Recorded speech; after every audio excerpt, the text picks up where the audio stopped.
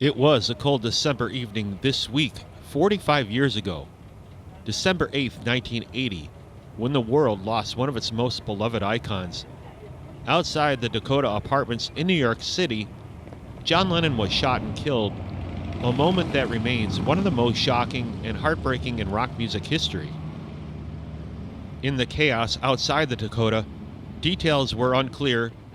Witnesses described the horrifying sound of gunshots and the frantic rush to save Lennon's life. Okay. He just left me 5 minutes ago before he went home. This is his best friend. This is her best friend. She needs somebody right now. Would you please tell her that Jack is here? In those first moments, no one knew the full extent of what had actually happened. Tell us, is he dead? I am not permitted to say anything at this time. Do you know what happened? Have any idea what happened? He was leaving his apartment. He was leaving a limousine in front of him, arriving at home, and he was shot from behind in the vestibule of his apartment. No idea why? Not at this no time. altercation? No. You said a young boy. Well, how young? You're badgering me. I don't really no, know. I'm sorry. We're just I very don't know. A interested. young male around 20. I saw him for a couple of Your seconds. PIO officer is saying that he is dead. I didn't say that. No, I didn't. I didn't say that. I heard 4 shots and got down the end of the block and saw there were a number of police cars there, about 5 police cars by then, and they put John in the back of a police car and took off. Yoko was with him. He didn't look very good. He got shot at least 4 times, I guess. One officer said 2 times. Other people were saying as many as 6, but I heard 4 shots. Where was he shot? Going into the vestibule of the Dakota where the car. And then came the devastating confirmation nobody wanted to hear. John Lennon was gone. The announcement sent shockwaves around the world, leaving fans and friends alike struggling to comprehend the unimaginable. Former Beatle John Lennon was shot to death in New York City Monday night. It happened outside his apartment building on the city's Upper West Side at the corner of 72nd Street and Central Park West.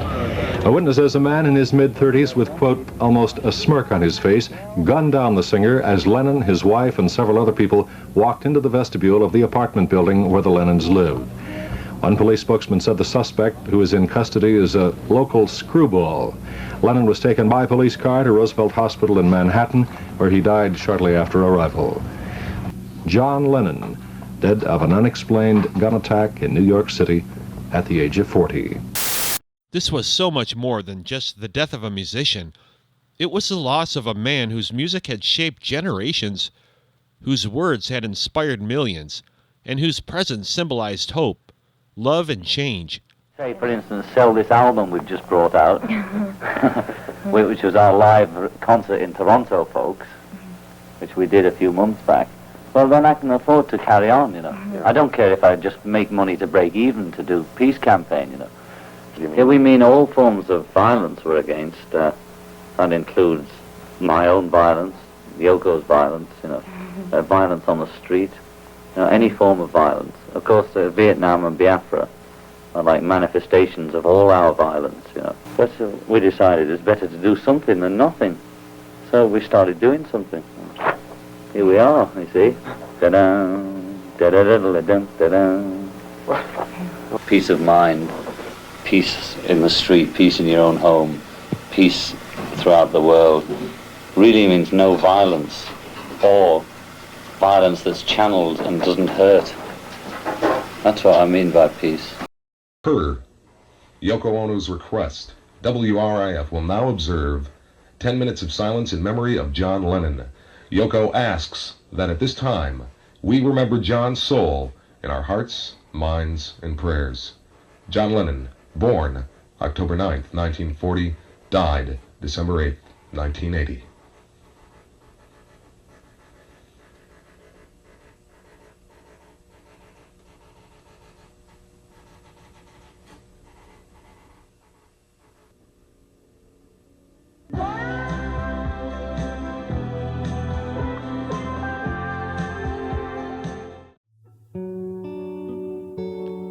John Lennon's murder was an epic tragedy unlike anything the music world had ever experienced, ever. The Beatles were still a fresh memory, their magic still alive in the hearts of fans everywhere. Lennon, himself only 40 years old, was in the midst of a creative and personal renaissance, He was, after all, one half of arguably the greatest songwriting partnerships in music history. Lennon and McCartney weren't just creators of songs, they were the architects of a cultural revolution. Not just a band, but an experience. Their music made people feel as if they were part of something beyond themselves, something timeless and magical. For those who grew up with them, the Beatles were more than music. They were a phenomenon, a shared moment in history that felt impossibly special. The Beatles came along and everything changed. It suddenly became about young people will decide what goes on. Young people will decide how we dress. Young people will decide the music we make. And all of that culture, which we now take for granted, happened for the first time then. The Beatles movies made people relax about things being edited in order and things making sense. I've often asked actors to sit down and watch Hard Day's Night with me and just get an idea for energy and enthusiasm and a way to embrace life. And I've seen A Hard Day's Night at least 25 times. And on at least 5 occasions, I've taught it to film classes, one shot at a time. They were the first white group to come along who had that much impact, who were that popular, who were that world-renowned, to say, hey, man, we grew up and we listened to black people. At the time when the Beatles are coming from a whole different country with a different admiration and respect for black music than what was even here in America with its racist ways. The Beatles had kind of like, and the Rolling Stones had opened the eyes and the ears of many young people that, tried to find out where did these songs come from, and the Beatles would let you know. It was the matching suits and all sort of the same hair. I guess I could have kind of a Beatles haircut myself right now. My haircut right now is very mop-toppy. They're so different. It's nothing like we're used to. You don't see any long-haired boys in New York City, certainly. So, well, would you want to see long-haired boys in New York? I'd love it. Before the internet, or before the 24-hour news cycles, word of Lennon's death spread like a shockwave. Thousands gathered outside the Dakota in the streets around the world. They sobbed openly, sang Beatles songs, and stood in stunned silence. A collective grief emerged, something rarely seen before or since. Of course, this wasn't the first tragedy in rock history. There was the day that rock died, the 1959 plane crash that took the lives of Buddy Holly, Ritchie Valens, and the Big Bopper. And in the cruelest of ironies, Dimebag Darrell from Pantera was shot and killed on stage on December 8th, 2004, exactly 24 years after Lennon. Lennon's death was different.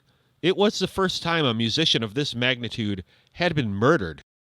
Among the people who spent time near the Dakota apartments was Paul Gorish, an amateur photographer who became a familiar face to Lennon, capturing candid moments of the musician coming and going from his home.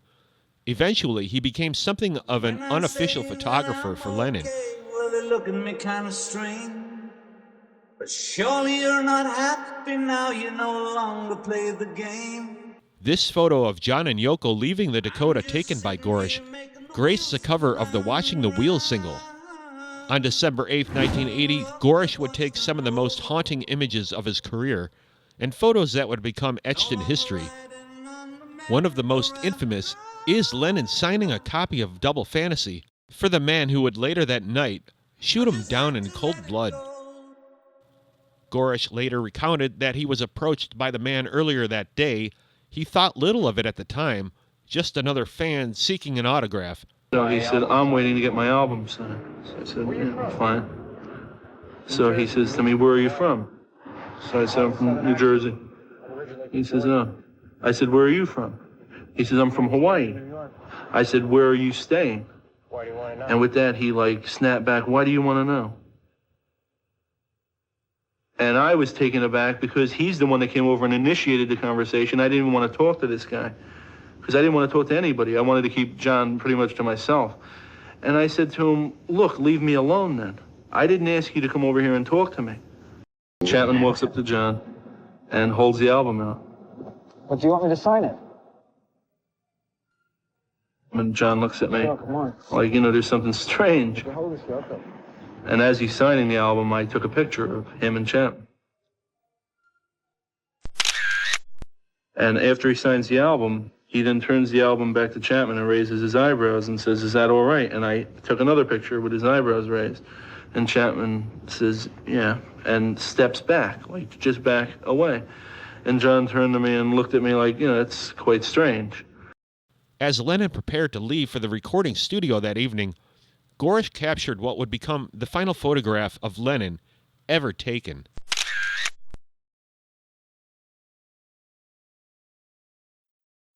In the immediate aftermath of Lennon's murder, the killer was arrested outside the Dakota, calmly waiting as if seeking acknowledgement for his horrifying act. Though he initially refused interviews, eventually the killer granted them, giving conflicting accounts of his motives and relishing in the attention that came with being labeled the man who took a legend from the world. Soon after, he was doing full televised interviews for the likes of Larry King and Barbara Walters. Why did you kill John Lennon? That I thought by killing him, I would acquire his fame. One man's selfish act caused an immeasurable ripple of pain. Millions left grieving, a generation robbed of its hero, and a cultural icon stolen from all of us. The nightmares he created and the negativity he unleashed on our society and the void he left behind can never be undone. If there is any justice, he will never see the light of day again. Now, 45 years later, the senselessness of Lennon's murder is no easier to accept. There was an unmistakable feeling that these people had had part of their life taken from them.